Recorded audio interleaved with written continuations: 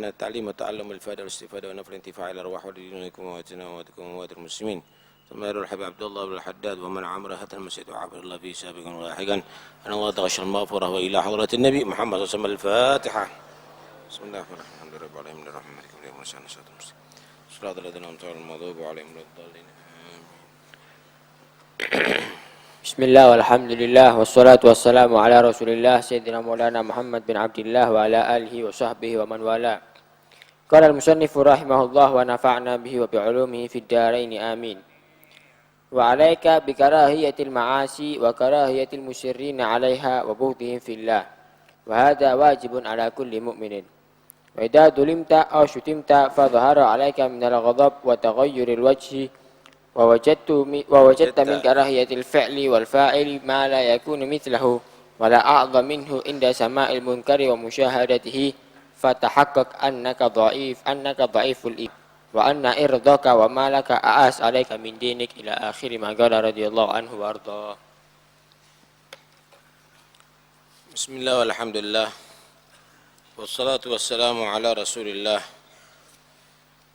سيدنا مولانا محمد بن عبد الله وعلى آله وصحبه ومن والاه ولا حول ولا قوة إلا بالله.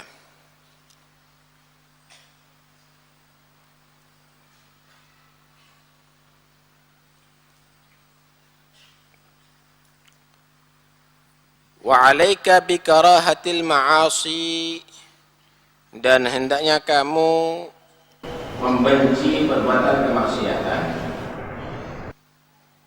Wa karahiyatil musirrina 'alaiha, dan hendaknya kamu membenci orang yang selalu melakukan kemaksiatan. Wa bughdihim, dan marah kepada mereka fillah, karena Allah. Wa hadza wajibun, dan ini benci maksiat dan juga kepada yang melakukan kemaksiatan hukumnya wajibun ala kulli mu'minin, wajib bagi setiap orang yang beriman.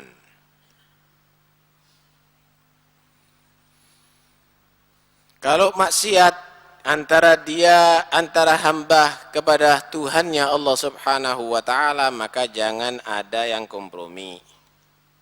Wajib dibenci.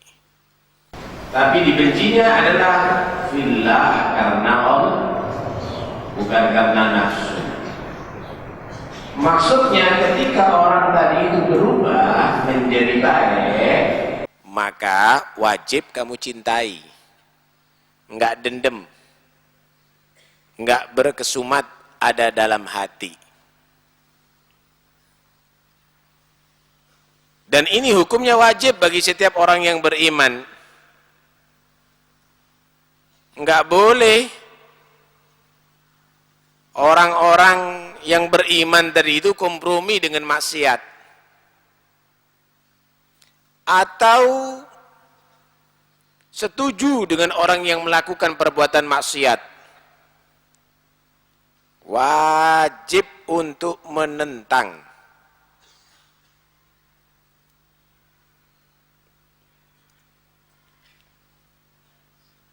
Wajib untuk tidak setuju, wajib untuk benci. Kenapa? Karena orang yang bermaksiat tadi itu, dia adalah yang menciderai agama, orang yang melecehkan Tuhan.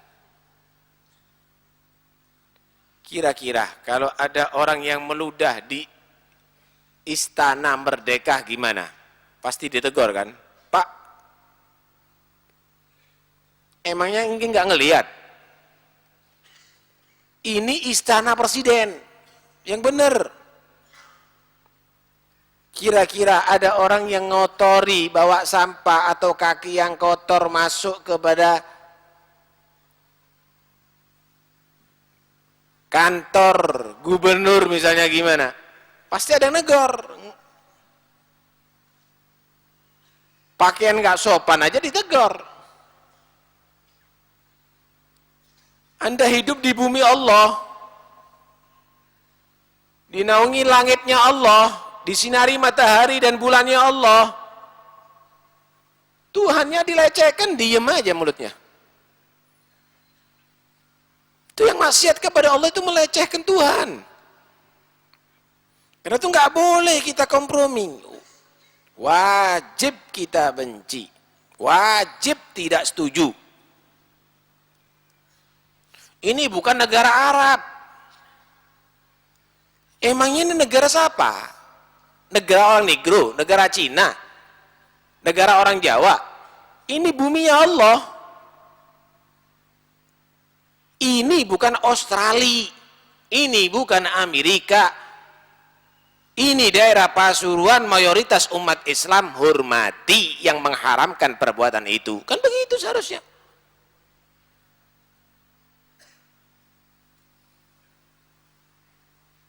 Nggak benar, nggak benar. Karena itu, jangan percaya dengan orang yang dia tadi itu, saya tidak merantas maksiat dengan pentungan tapi dengan tuntunan. Boleh, silahkan, tapi berantas.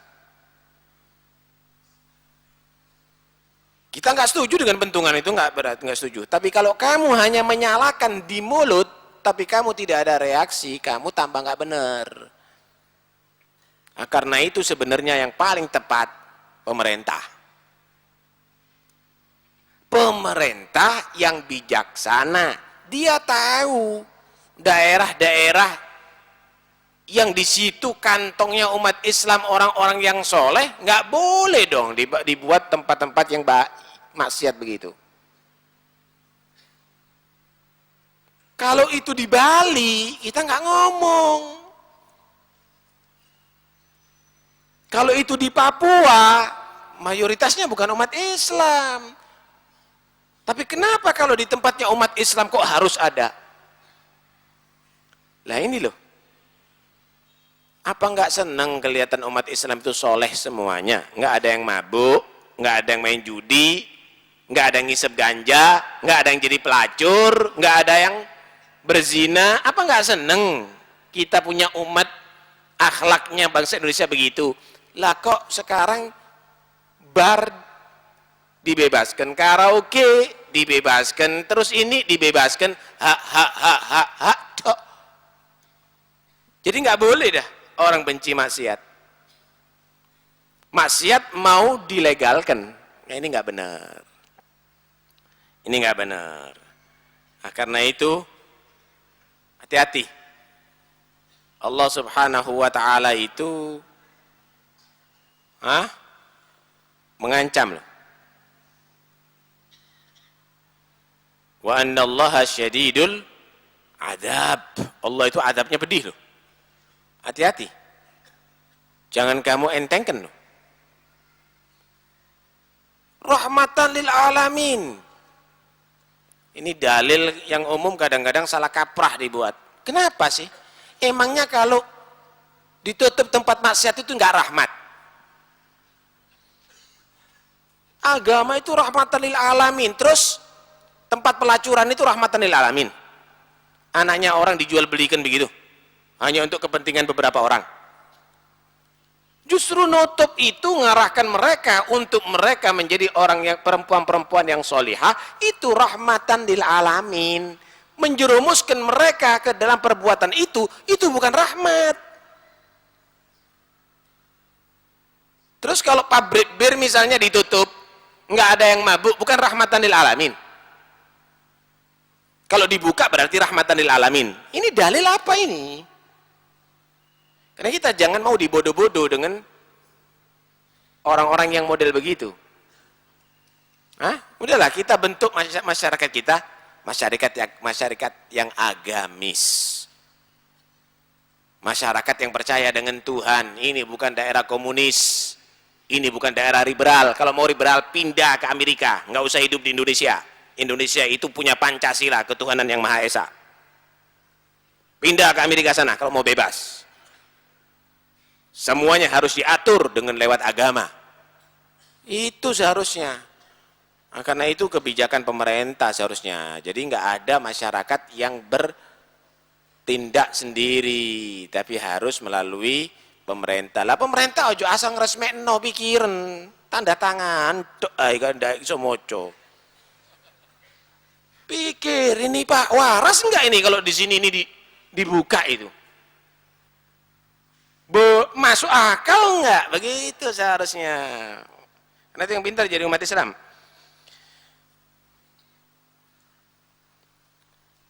Ada satu hadis Rasulullah. Nabi SAW bersabda, "Thalathun man kunna fihi wajada halawatal imani fi qalbi." Thalathun man kunna fihi wajada halawatal iman. Ada 3 sifat perkara, kalau 3 sifat ini ada pada seseorang, maka dia akan merasakan manisnya iman. Inti bisa merasakan kan nikmatnya kretek ya? Bagi perokok-perokok tuh. Inti bisa merasakan nikmatnya sate dan gulai kan? Padahal nikmat yang paling besar adalah iman kepada Allah dan Rasulullah. Pernah nggak merasakan nikmatnya iman ini? Manisnya iman ini? Ternyata nggak segala orang. Sekalipun punya iman, kadang-kadang nggak bisa merasakan nikmatnya iman. Nah, kalau pingin bisa merasakan nikmatnya iman, 3 sifat ini harus pada kita.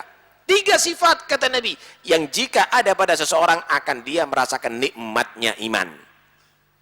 Kalau sudah iman yang dominan pada hati seseorang, subhanallah, inti lapar karena puasa, nikmat. Tengah malam inti bangun tahajud, nikmat. Inti baca Quran, nikmat. Salat, nikmat. Dzikir, nikmat. Di masjid, nikmat. Sholawat, nikmat. Kenapa? Iman. 3 ini. Pertama, ingat-ingat nih, kalau pengajian jangan asal bawa kuping. Sebenarnya harus bawa pena dan buku. Sehingga hadis-hadisnya Rasulullah itu enggak lewat masuk kanan keluar kiri. Kuping biar enggak jadi terobongan. Jadi supaya diingat, nanti bisa disampaikan sama keluarga, sama temen, bawa oleh-oleh, nasihat yang insya Allah tentunya akan manfaat bagi mereka. Coba kalau di sini ada bagi-bagi beras, semuanya bawa kresek. Tapi kalau bagi-bagi nasihat, nggak ada yang bawa buku. Seakan-akan nggak berharga hadis Rasulullah atau ayat Al-Quran. Bawa itu. Nanti sampaikan sama keluarga. 3 perkara kata Nabi, siapa orang yang memiliki 3 perkara atau sifat ini, akan dia merasakan manisnya iman. Pertama, an yakuna Allah wa rasuluhu ahabba ilaihi mimma siwahuma. Allah dan Rasulullah menjadi yang paling ia cintai daripada selain keduanya. Allah dan Rasulnya menjadi ia cintai daripada selain keduanya. Nih, gambarannya begini. Kira-kira, kalau Anda dikasih uang 100.000 haram, Allah dan Rasul melarang untuk diterima, Anda dikasih 100.000. Kuat nggak? Kuat, saya tolak. Kalau 100 miliar, dikasih 100 miliar uang haram, gimana? Ini dilarang oleh Allah dan Rasulnya, tolak. Allah dan Rasulnya lebih dicintai daripada selain keduanya. Baru inti akan bisa merasakan nikmatnya iman. Paham ya? Baik. Yang kedua, wa an yuhibbal mar'a la yuhibbuhu illa lillah. Cinta kepada manusia tidak cinta kecuali karena dasar lillah, karena cintanya kepada Allah. Dia senang sama orang bukan karena penampilannya, bukan karena gantengnya, bukan karena cantiknya, bukan karena jabatannya, bukan karena kekayaannya, tapi dia orang yang soleh, dia orang yang ahli ibadah, dia orang yang taat kepada Allah. Kadang-kadang wajahnya nggak mendukung, tapi karena soleh dicintai. Rumahnya reok, tapi karena soleh tetap ia hormati, ia cintai. Oh, ini orang yang cinta karena Allah, akan dia tadi itu menjadi orang yang bisa merasakan nikmatnya iman. Jangan tendensi kalau cinta. Cinta itu karena Allah. Artinya lihat akhlaknya, lihat budi pekertinya, lihat ibadahnya, lihat dekatnya dia kepada Allah, lihat taatnya dia kepada Allah dan Rasulnya, baru dicintai. Bukan karena kesukuan, bukan karena golongan, bukan karena keluarga, bukan.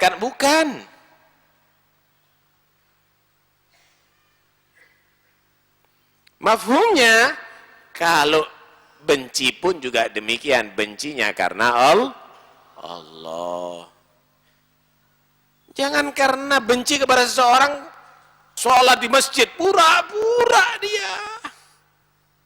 Baca Quran, pura-pura dia. Berzikir, sholawat, bawa tasbih, pura-pura dia. Lu kamu itu apa? Semua orang di pura-pura. Lakon, pura-pura. Ini nggak benar. Jangan benci kecuali karena dia melakukan kemaksiatan, karena dia mengajak berbuat maksiat, karena itu, karena perbuatan yang tidak diridhoi oleh Allah, lalu akan merasakan nikmat iman. Yang ketiga, wa an yakraha an ya'uda fil kufri kama yakrahu an yugdhafa finnar. Dia membenci, ngeri kembali kepada kekufuran seperti ngerinya dia kembali untuk dibakar di api. Kira-kira kalau ada orang pernah kebakar, trauma nggak dia? Pernah kebakar, trauma. Jangan sampai anak kebakar lagi. Rumahnya pernah kebakar, trauma dia. Jangan sampai hati. Nggak sampai teledor dia. Kenapa? Akan terjadi lagi loh kebakaran itu. Kamu menjadi orang beriman, hati-hati.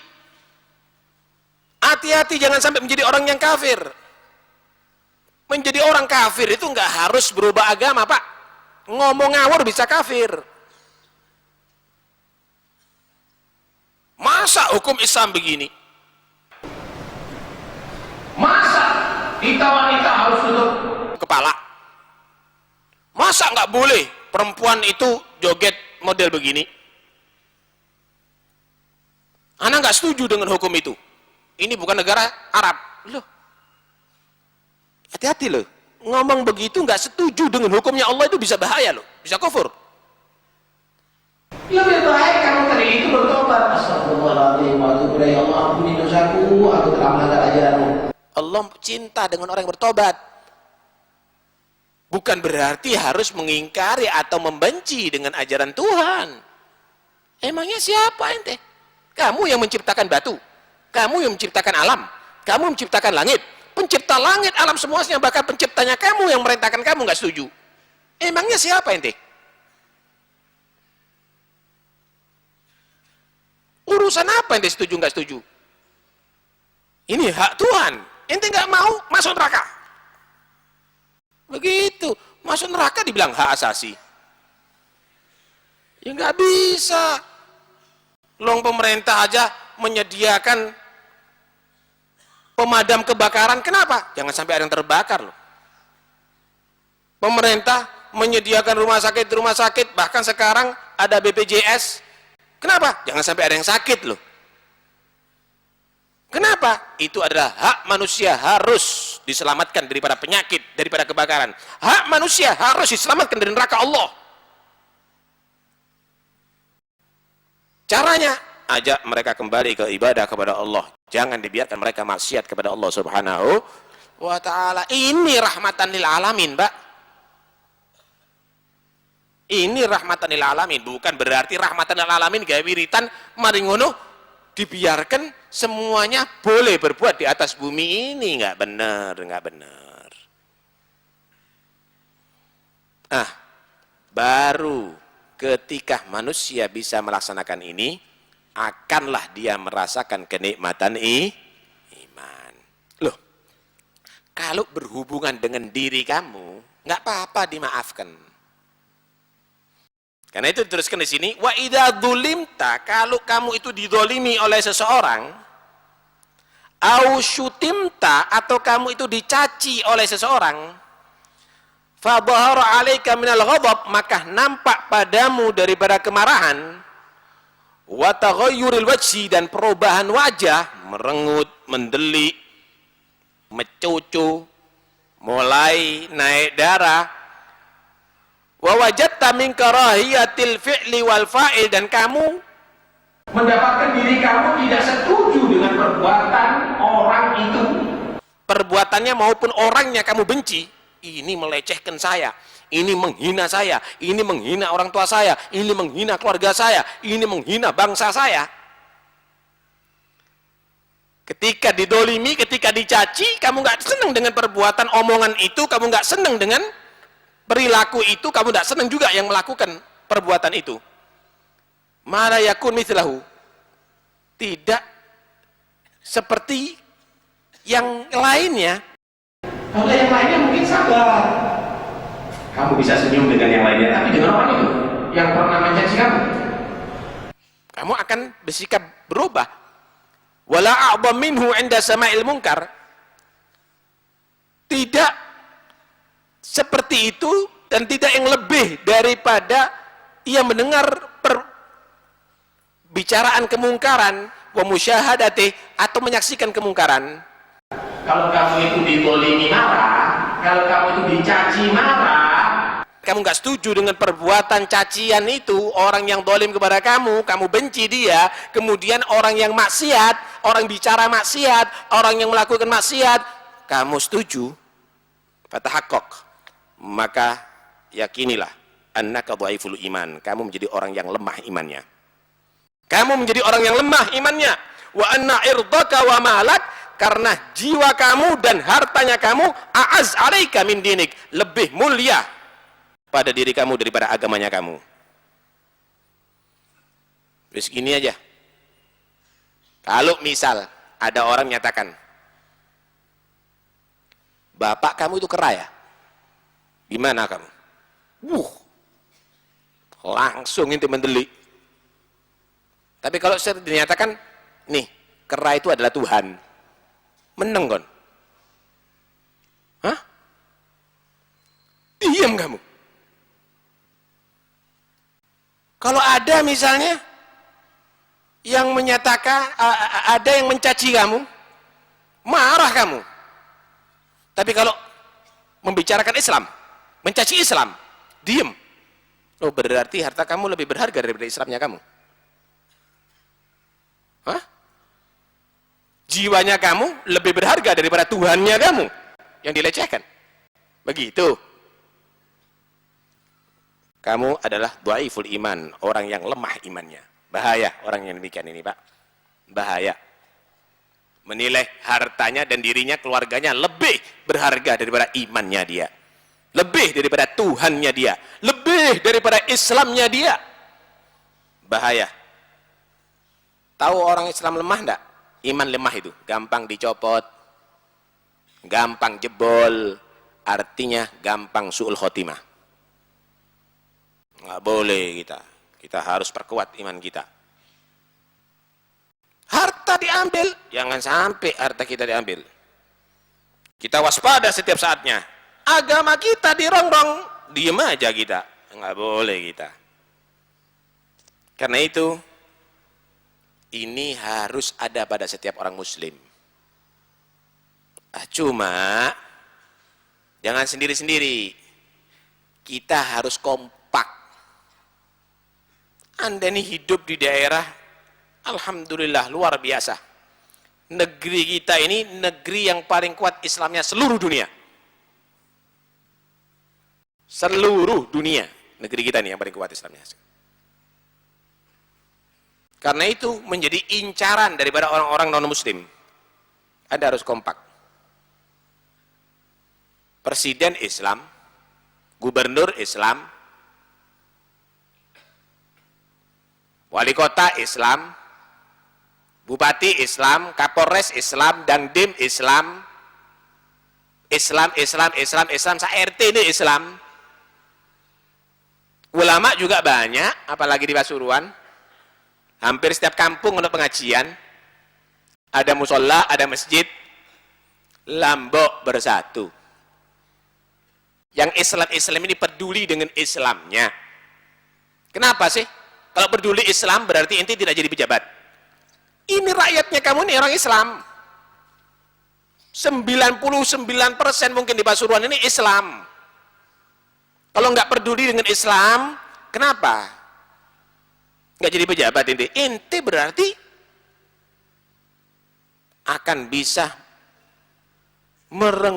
mengambil hati penduduk Pasuruan. Jangan dibiarkan dong begitu, nggak bener. Masa? Misal Wali Songo Sunan Ampel ada di Surabaya, terus Maringono tempat perzinaan bebas. Nggak bisa. Alhamdulillah udah ditutup, bagus. Kita bersyukur punya gubernur, punya wali kota yang begitu, benar, bagus.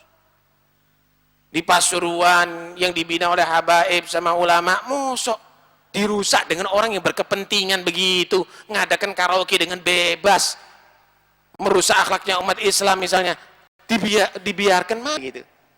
Tidak menghargai, pikir baik-baik.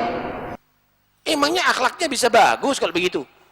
Nanti ulama disuruh buat pengajian supaya akhlaknya baik, tapi dibiarkan itu orang-orang buka kemaksiatan tadi itu. Ya jangan, ayo kerjasama. Hal yang demikian ini insya Allah akan membuat masyarakat tadi itu akan berakhlakul karimah, baik akhlaknya. Saya yakin kalau orang itu meninggalkan mabuk-mabukan miras, narkoba, saya yakin meninggalkan perzinaan, meninggalkan perbuatan-perbuatan itu semuanya akan menjadi orang yang berakhlak baik. Tapi kita harus tahu, orang itu nggak langsung ngisep ganja, orang itu nggak langsung mabuk. Caranya gimana? Ya dikumpulkan supaya kena pengaruh teman-teman yang mabuk. Anda lihat, ini gambaran aja, gambaran. Nih produk-produk yang ada. Pernah enggak ngadakan pengajian? Enggak. Ngundang biduan. Yang hadir biduan itu siapa? Ustadz. Orang yang akhlaknya baik-baik lah. Nyanyi-nyanyi, joget-joget, akhirnya mabuk. Enggak tepat. Tapi alhamdulillah sudah mulai bergeser. Dari lingkungan santri, lingkungan masjid sini dulu ada di sebelah sini. Di sebelah selatan situ. Sampai terjadi pembunuhan. Loh ini loh. Kenapa? Mabuk-mabuk, uber-uberan sampai terjadi pembunuhan. Terjadi tawuran. Loh ngono di Jarno, tidak bisa. Akhirnya masyarakat resah. Ayo, hak asasinya siapa kalau begini? Tidak benar. Karena itu tolong diatur. Oh, ini daerah nggak pantas diadakan. Kalau perlu seluruh Pasuruan. Sehingga benar-benar Pasuruan ini kondusif. Yang membuat tawuran itu, Pak, bukan orang-orang yang pergi ke masjid. Yang membuat tawuran bukan orang yang mau bersolawat. Yang membuat tawuran, ya ini, orang-orang yang sudah digandrungi sama setan. Cuma kita nggak boleh menganggap bahwa orang itu tidak bisa berubah. Kita tetap targetnya satu. Ngajak orang itu berbuat baik. Berubah menjadi baik. Begitu.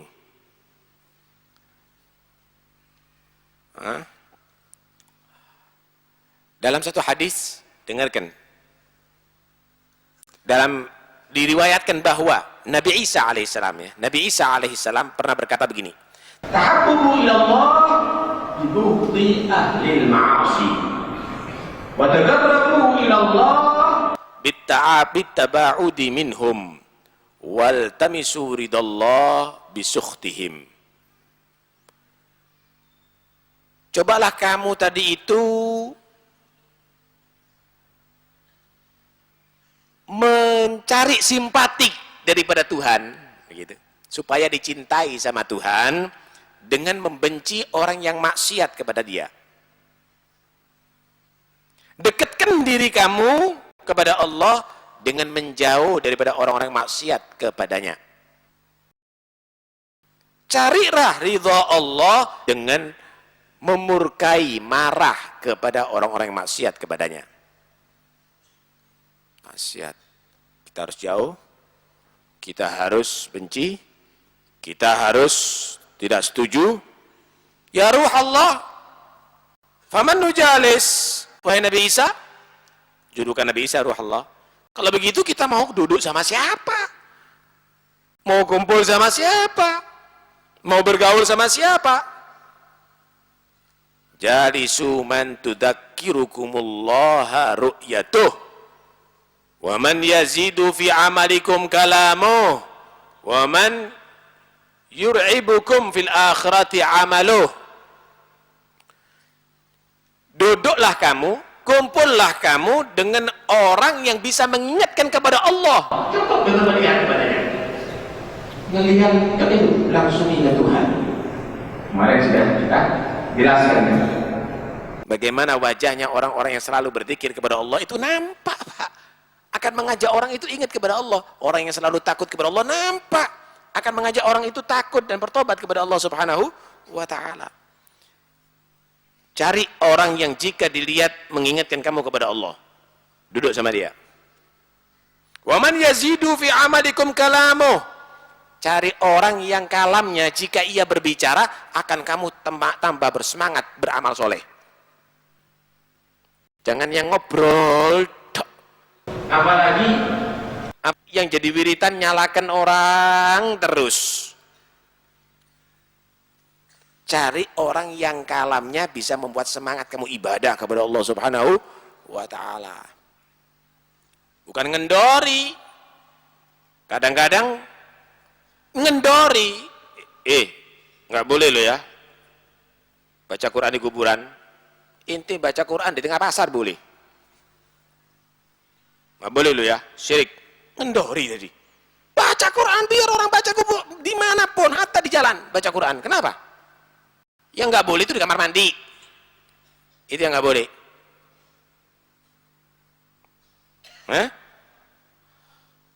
Yang ketiga, waman yur'ibukum fil akhirati amaluh, yang membuat kamu takut khawatir di akhirat jika kamu menyaksikan amalnya dia.